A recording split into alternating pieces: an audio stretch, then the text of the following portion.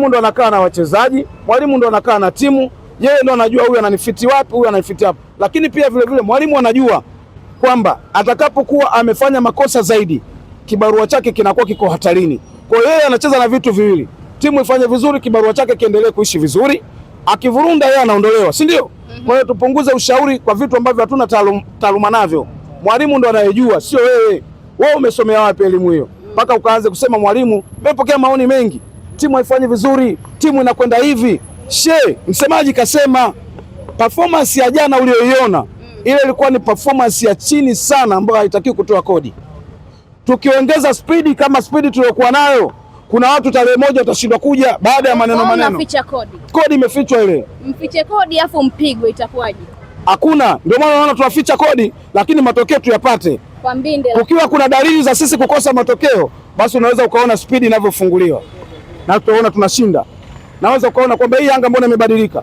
Yanga kwenye mchezo wa aina yoyote na mkubwa kama watu wakwenda kucheza tarehe moja, Yanga inakuwa hatari sana. Salome, utakwenda kuangalia Yanga ambayo hujawahi kuiona kwa sababu tayari taarifa nilizozipata mabomu yaliyoandaliwa, na ndio maana walianza kuleta mgomo hapa katikati, hatutaki kwenda Zanzibar. Unatupangia ghetto. Kumbe tayari kuna mabomu kuelekea Kariakoo. Wanajua. Wengine wanaenda mbali wanasema huyu kwa nini aliondoka Benjamin Mkapa? Alikimbia nini hapa? Huko alikokwenda amekwenda kuweka vitu gani? Paka anatuita sisi twende kwenye ghetto yake. Hawataki kuja. Na sisi tunamwambia mtakuja. Na mkija njoni mkiwa mnajua kabisa. Pale unakuja utoki na chochote. Unakuja kutuachia alama 3 na magoli tunayotaka sisi. Na nimewaambia kupitia mchezo huu tunakwenda kuvunja rekodi ya yule mzee wao. Kuna mtu anakwenda kutia chuma 3. Salome, serious kabisa. Mipango inaenda vizuri. Anaenda kufunga goli 3. Sijui ni nani lakini 3 zipo. Kwenye Kariakoo dabi. Yes, mguu wake mmoja atafunga goli 3. Story anakwenda kuvunjwa. Alan Okello, mchezaji ambaye usajili wake uliimbwa kwa kiasi kikubwa, lakini hadi leo bado haonyeshi matumaini kwa wana Young Africans kwa kile kitu ambacho ulikitarajia. Maneno yameanza kuwa mengi kama hapa mmepigwa. Unasemaje Kizinga? Hapana, Alan Okello ni mchezaji mzuri. Ni mchezaji ambaye wengi walikuwa wanatamani kuwa naye lakini walishindwa kuwa naye kwa sababu ya ukata wa fedha. Umefikia na ulisikia hata wao wakisema kwamba ni mchezaji ambaye tulimtaka lakini kwa sababu tulikuwa hatuna pesa tukamkosa. Ni mchezaji ambaye amekuja, bado yupo anajitafuta kwenye kikosi, bado anaendelea kuonyesha kipaji chake. Huwezi kumtafsiri mchezaji kwa staili hiyo. Wapo wachezaji ambao wanakuja moja kwa moja wanaingia kwenye fomu, wapo wachezaji ambao inachukua muda kidogo kuja kuingia kwenye fomu.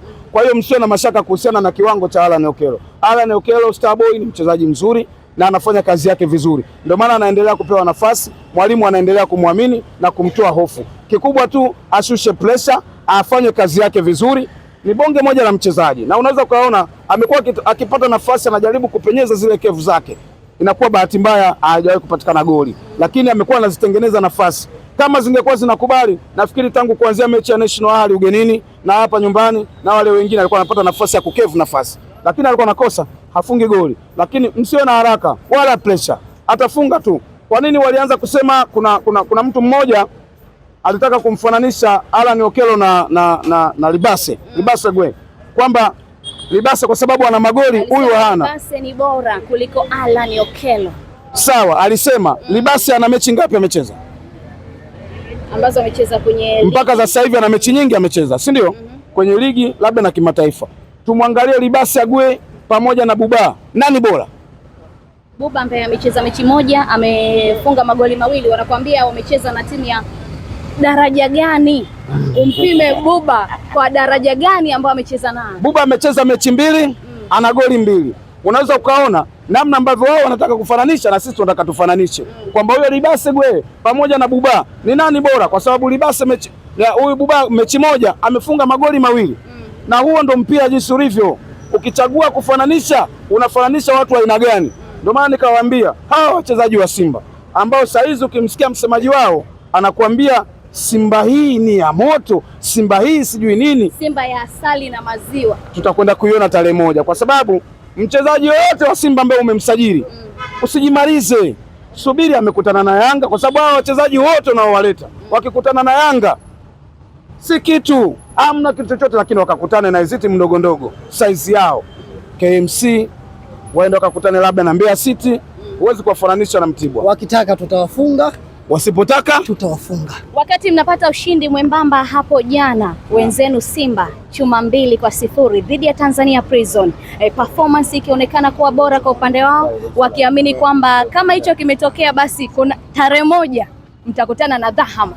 Kabla tarehe 1, naomba nimwambie kitu kimoja. Ushasoma amri 10 za Mungu? Ndio.